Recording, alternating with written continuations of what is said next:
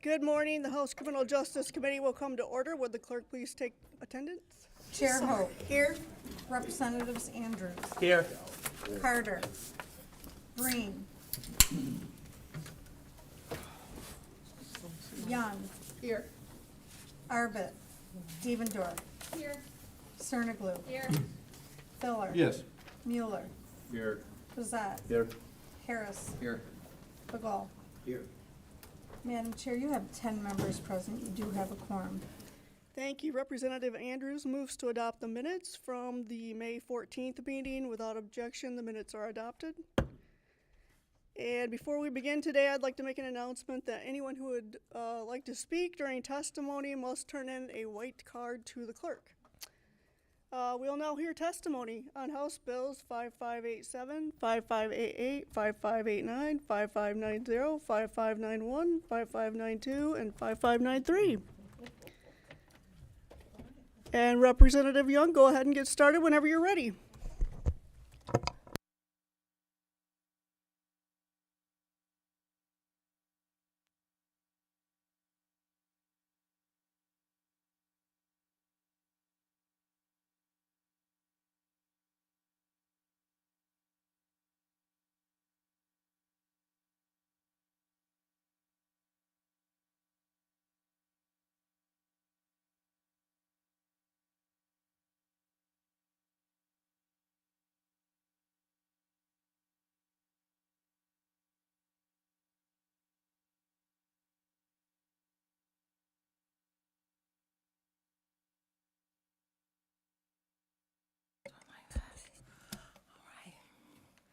Well, good morning, Madam Chair, to the committee. Thank you all for allowing me to testify today on this very important package of bills regarding reducing incidents of animal cruelty and when it happens to make certain that people are held accountable. And so with that, I'm here to testify about the current animal cruelty package before you, House Bills 5587 through 5593. This package is important. It's an important step to enhance penalties for offenses of various forms of animal abuse, specifically adding protection for companion animals. Companion animals. And so why is that important? Because many of you all know that in my bio it says I'm the mother of 3 sons. I have 2 two-legged sons and 1 four-legged son.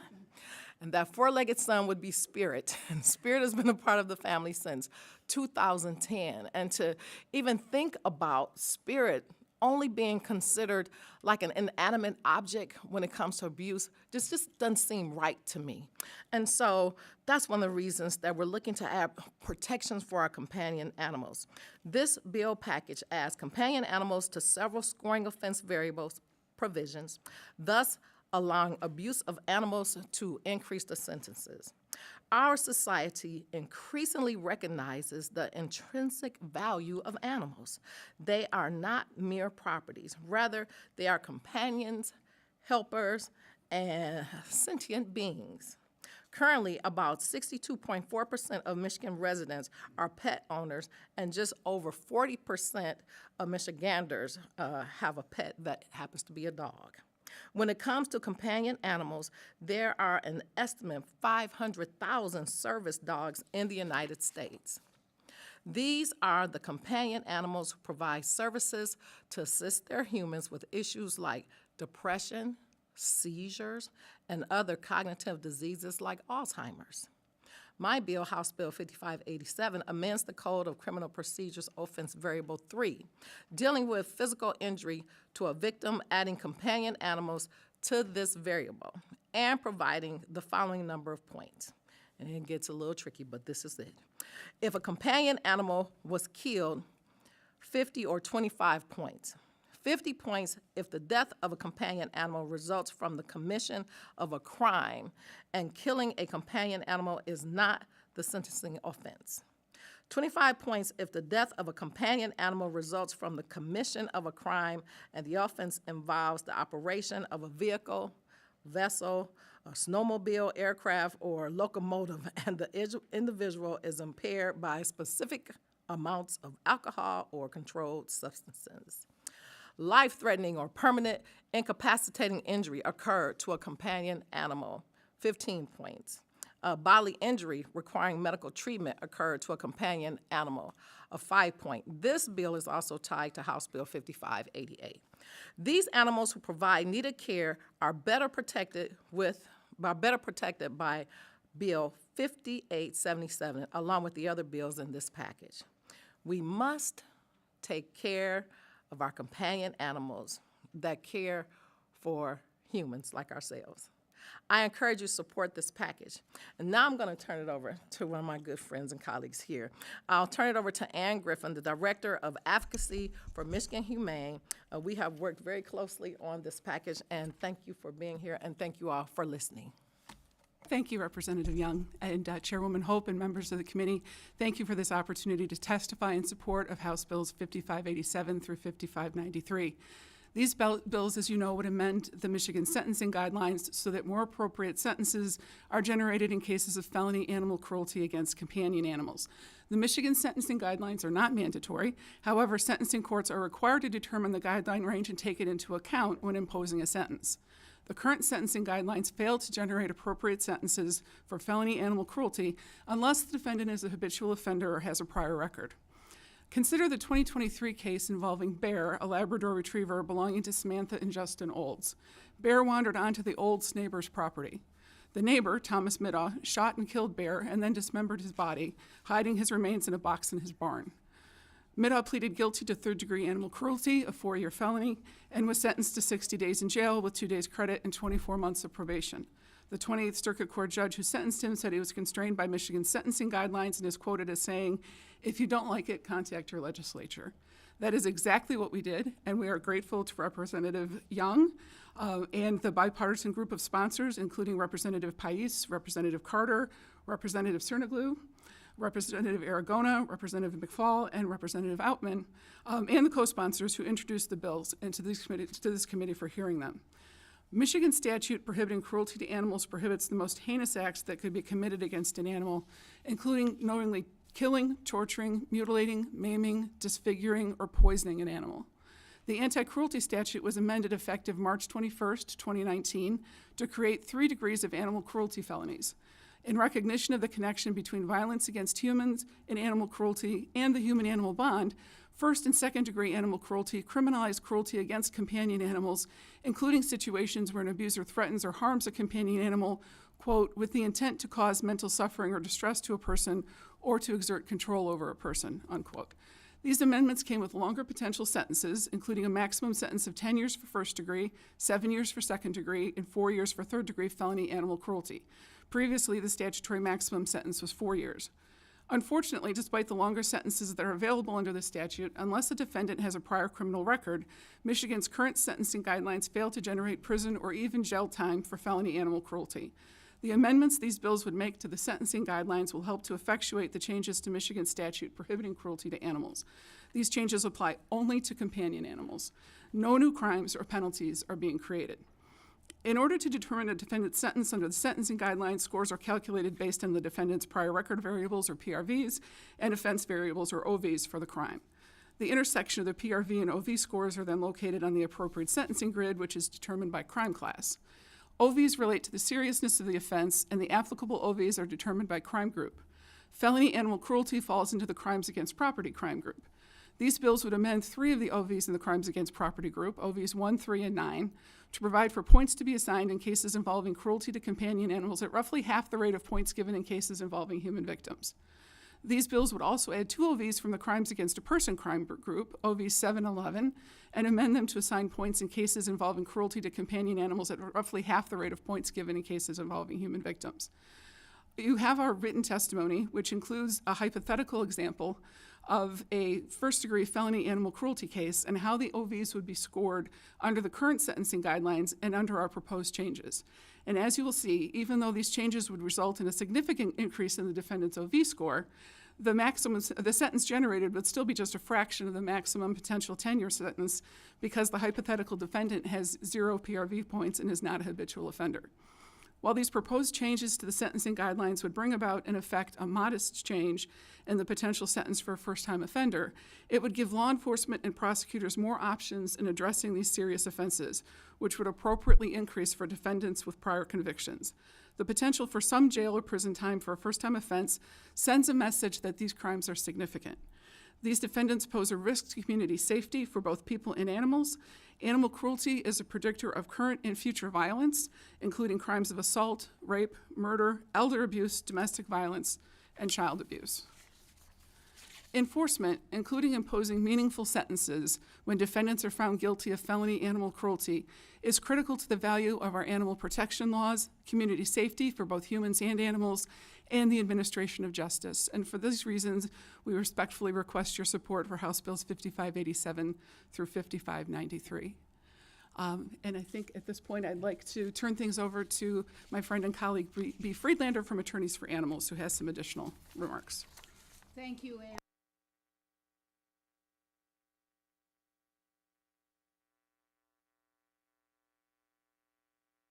5 years since the new law went into effect in March of 2018. And I refer you to Appendix B of our statement, which talks about the cases that have come about since then, and you see what the sentences were. What I'd like to spend a little bit of time now focusing on is the purpose of criminal law. And I think it's fair to say that when criminal laws best serve their purpose, they reflect society's values. So what these bills do will align our state's public policy with our citizens' attitudes toward animals. So with that, I'd like to cite a couple more statistics. There was a Pew Research study done just last year, and it found that 97% of the people who have companion animals say or see them as family members.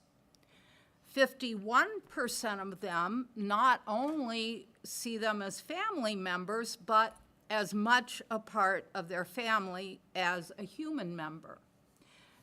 As an aside, I would say I don't know if they ask the question whether they see their companion animal as better than the human, but you know, there might be a few out there. But the 97% family members, 51% just as important. So let's take a look a little bit at the bills that passed and became our animal crime statute. I'll quote from former Representative Tommy Brand, who was a sponsor of this, and he said, "Pets are a crucial part of Michigan families, often like children and close friends. But," he noted, "they're treated as property."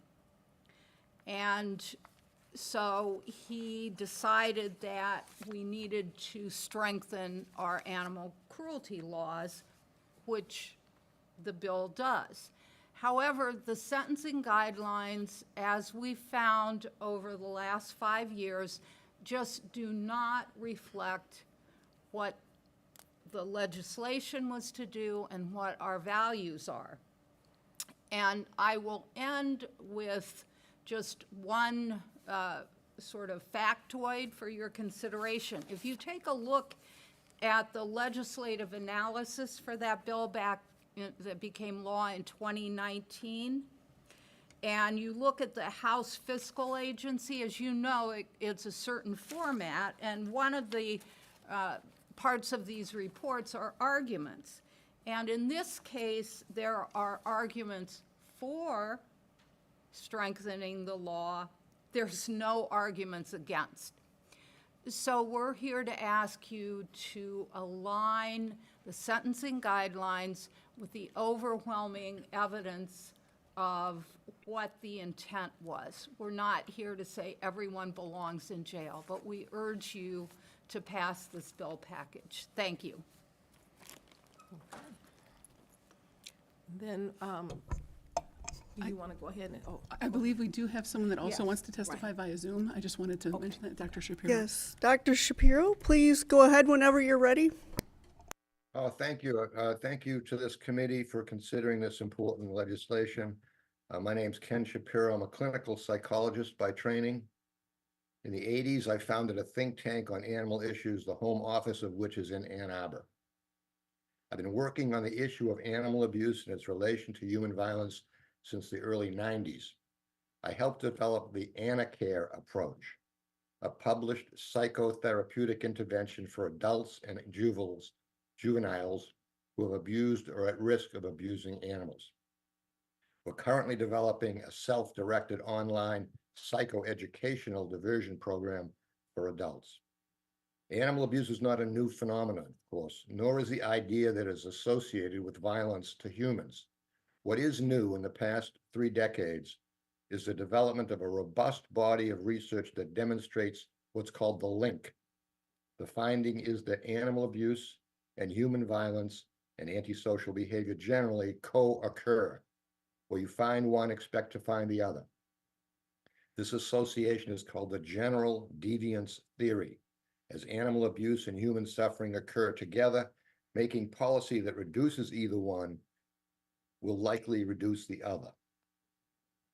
The link involves companion animals, as others have indicated, and again, as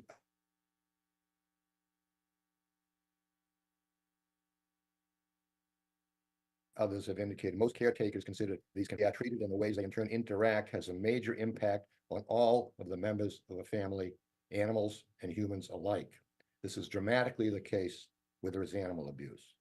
Of course, the animals are the most directly impacted as the direct objects of abuse.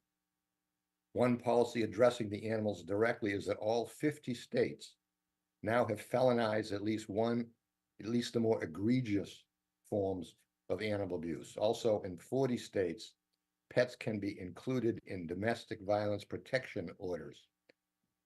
Animal abuse perpetrators are predominantly but not entirely male. Women whose partners abuse or threaten to abuse a pet are 7.6 times more likely to be victims of intimate partner violence. 89% of women at domestic violence shelters report that their partner committed animal abuse. Regarding the impact of animal abuse on children, the findings are really alarming. We have learned that simply witnessing animal abuse, simply witnessing it, can produce post-traumatic stress syndrome symptoms. On the other hand, witnessing animal abuse provides a model that violence is a way of dealing with interpersonal relations. Both of these are very, very troubling outcomes. So clearly it is critical that all stakeholders take animal abuse seriously. A couple of other examples of policies. Veterinarians are being trained to identify animal abuse, and in 43 states are required or permitted to report suspected animal abuse. Domestic violence shelters, animal abuse or the threat of animal abuse has been found to be a significant barrier to women leaving the abuse situation. They're just concerned so much about their pets, they don't leave. In response to this problem, 272 domestic violence shelters now accommodate companion animals. Turning now more directly to the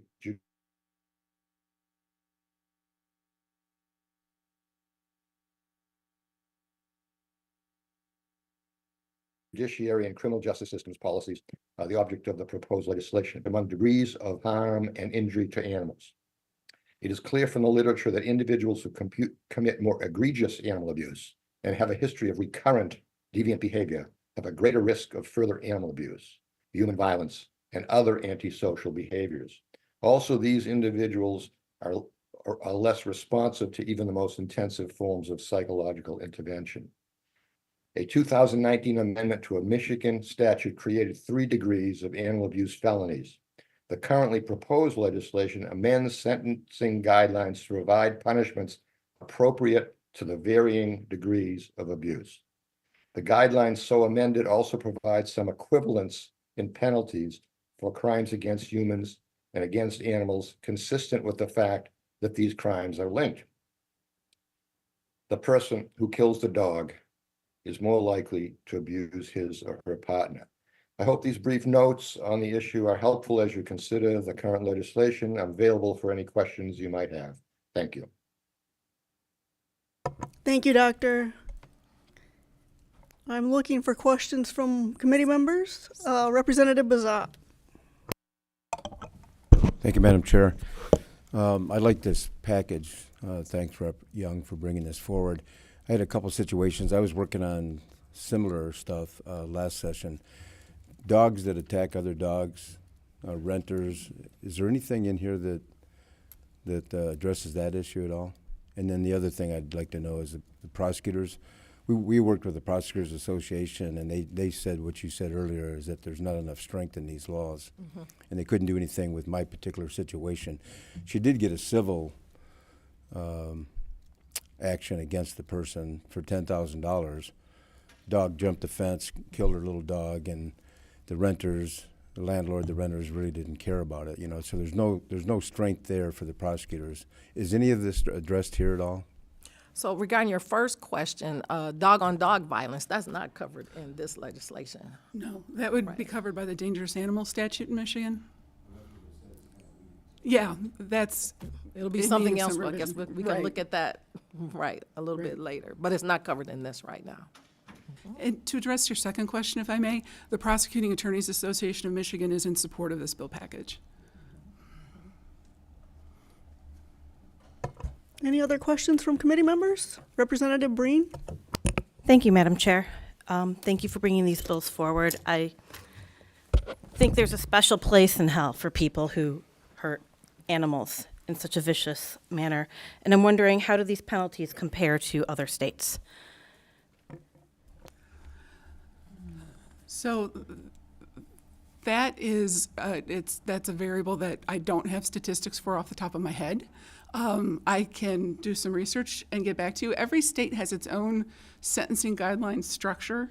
And so when I was doing some research, a state-to-state comparison was a little apples to oranges. The Animal Legal Defense Fund, a national nonprofit, does undertake to rank the state's animal protection laws. And I will say that when that ranking system was introduced in the mid-90s, I believe, Michigan always ranked in the top 5. And that's because Michigan's animal protection laws go back to the 1800s. We have a long tradition of protecting animals in this state. But the ranking system is the very definition of grading on a curve, right? So it's states in comparison to other states.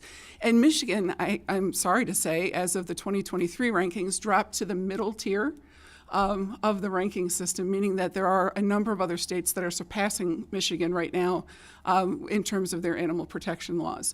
So it's sort of a variable landscape. I would say that there are some states that do maybe a better job, arguably, of protecting animals. Certainly a large number of states that do far worse. But this is an area where I think Michigan law needs to catch up. We've made a groundbreaking change with respect to the revision of the anti-cruelty statute, and now we just need to revise the sentencing guidelines so that enforcement of that statute catches up to the original intent. I don't know if that's responsive to your question as far as, we're good? Okay, thank you. Let me just add, all states now make some forms of animal abuse felonies. Now, I realize that's a different question than what the sentences are, but in all states, animal abuse is considered a serious crime. In Michigan, I think there's ample evidence to show that the intent of the 2019 amendments and the sentiments and the feelings of Michiganders would say that the sentencing guidelines here simply do not align with the law as amended.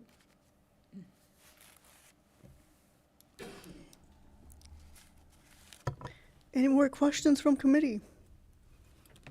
I don't see any. Thank you so much, Representative Young, and thank you for your testimony and support. We'll take this up for a vote at a later time. All right, thank you. Thank for you your very support. much. The strong bipartisan bill package. And I appreciate that we didn't have a lot of stories or photos. We do have some cards here. Matt Saxton, representing the Michigan, oh, that's the wrong one. Okay. Melissa messed me up. Oh. Starting over here, Brandon Lanyon from Pam supports the bill, does not wish to speak. Jen Clarkson, representing Dog Aid, supports the bill, does not wish to speak. Tanya Dork, representing the Humane Society of Huron Valley, supports the bill, does not wish to speak. Deborah Schutt of the Michigan Pet Alliance supports the bills, does not wish to speak. And Representative Aragona, representing as president of the board of the Humane Society of Macomb, supports the bills, does not wish to speak. The Department of Attorney General supports the bills, does not wish to speak. The Animal Section of the State Bar of Michigan supports the bills, does not wish to speak. And Jim Freeman of Chained Inc. supports the bills, does not wish to speak.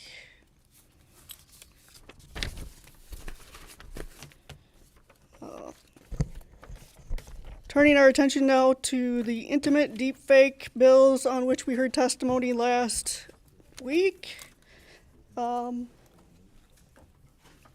We will vote on these, but first I'd like to give Representative Cerniglu the opportunity to speak to changes in the H2 sub. Thank you, Chair Hope. So we have a few small clerical changes, technical ones, just to ensure that the standards for what constitutes consent are consistent throughout the bill. And we also added creation at the request of several committee members. So that was a really helpful discussion at our testimony. And let's see. We also added language clarifying that this act does not limit the ability to prosecute a person under any other law.